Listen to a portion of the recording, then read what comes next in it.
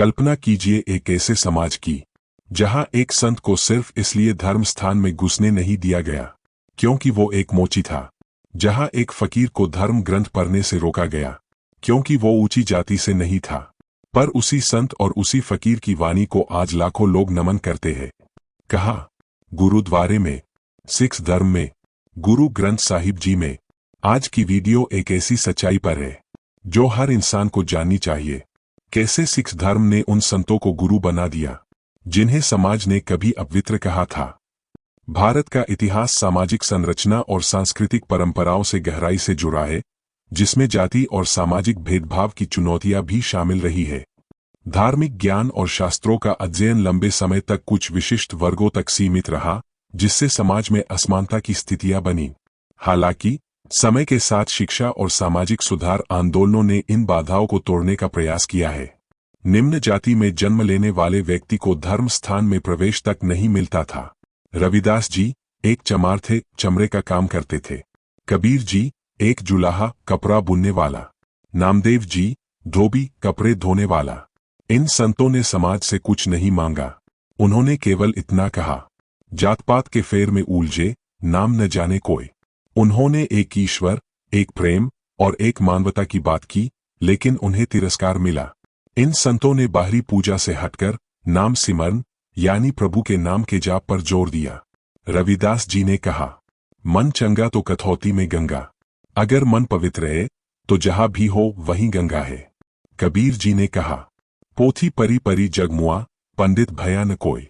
पुस्तकें पढ़कर कोई ज्ञानी नहीं बनता, प्रेम से परमात्मा को जानो। नामदेव जी ने मंदिर से निकाले जाने के बाद भी कहा, जाको राखे साया, मार सके न कोई।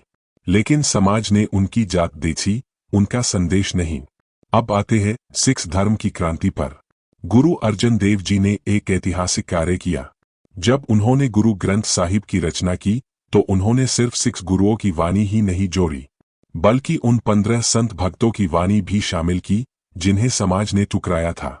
इनमें प्रमुख थे संत रविदास जी, संत कबीर जी, संत नामदेव जी और 12 अन्य संत जैसे भक्ति आंदोलन के प्रतिनिधि।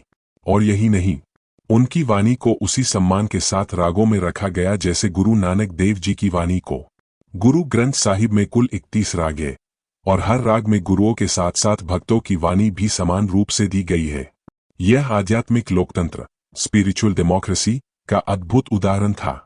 आज जब आप किसी भी गुरुद्वारे में जाकर गुरु ग्रंथ साहिब जी के आगे सिर झुकाते हैं तो आप सिर्फ गुरु नानक देव जी को नहीं, बल्कि रविदास जी, कबीर जी, नामदेव जी को भी उतने ही सम्मान से नमन कर रहे होते हैं। क्योंकि सिख परंपरा में गुरु की वाणी ही गुरु है, इसलिए गुरु ग्रंथ साहिब में शामिल हर वाणी को गुरुबानी कहा जाता है, चाहे वो किसी भी जात, धर्म या भाषा के व्यक्ति की हो। सिर्फ ग्रंथ ही नहीं, सिख जीवन शैली ने भी जातिवाद को तोड़ दिया। गुरु अमरदास जी ने सबसे पहले संगत और पंगत की परंपरा शुरू की। संगत, सब मिलकर प्रभु का नाम लो। पंगत, सब साथ बैठकर खाना खाओ। न राजा बड़ा न रंग छोटा। गुरुद्वारे का लंगर इस बात का जीता जागता प्रमाण है कि भोजन और भक्ति दोनों में समानता होनी चाहिए। जब सिख गुरुओं ने निम्न जातियों को अपनाया, उनके साथ बराबरी का व्यवहार किया, तो बहुत से पंडित, मौलवी और ऊंची जातियों के लोग नाराज हो गए। गुरु अमरदास जी ने यहां तक कह दिया, पहले पंगत फिर संगत। पहले सभी एक साथ बैठकर खाना खाएं, फिर उपदेश सुनेंगे। यह क्रांति थी। इसलिए सिख धर्म को क्रांतिकारी धर्म कहा जाता है। गुरु नानक देव जी ने दुनिया को सिखाया, ना कोई हिंदू ना कोई मुसलमान, कोई ऊंचा नहीं कोई नीचा नहीं, सब एक ही परमात्मा की संतान है। उन्होंने लोगों को नाम सिमरन, कीरत करो और वन छको का रास्ता दिखाया। उनकी बातों में ज्ञान था, पर जीवन में प्रयोग भी था। सिख धर्म सिर्फ किताबों का धर्म नहीं, व्यवहारिक धर्म, प्रैक्टिकल रिलीजन है।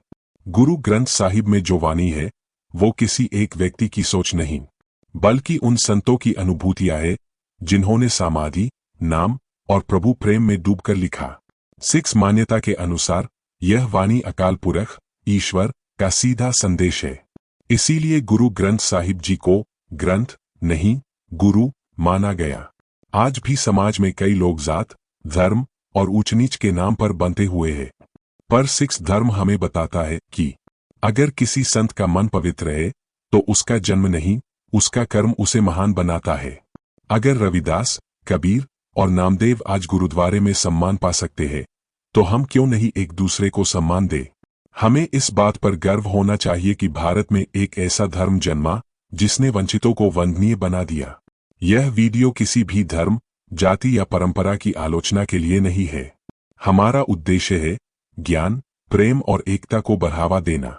गुरु नानक देव जी और सिख धर्म की शिक्षाएं सिर्फ सिखों के लिए नहीं बल्कि सारी मानवता के लिए है। तो दोस्तों, अगली बार जब आप गुरु ग्रंथ साहिब जी के सामने सिर झुकाए तो इस बात को जरूर याद रखें, आप सिर्फ गुरु नानक को नहीं बल्कि उन संतों को नमन कर रहे हैं जिन्हें समाज ने कभी स्वीकार नहीं किया।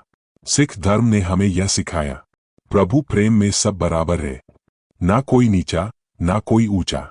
इस वीडियो को शेयर कीजिए ताकि दुनिया समझ सके कि भक्ति, समानता और इंसानियत का असली अर्थ क्या होता है। वाहेगुरु जी का खालसा, वाहेगुरु जी की फतेह।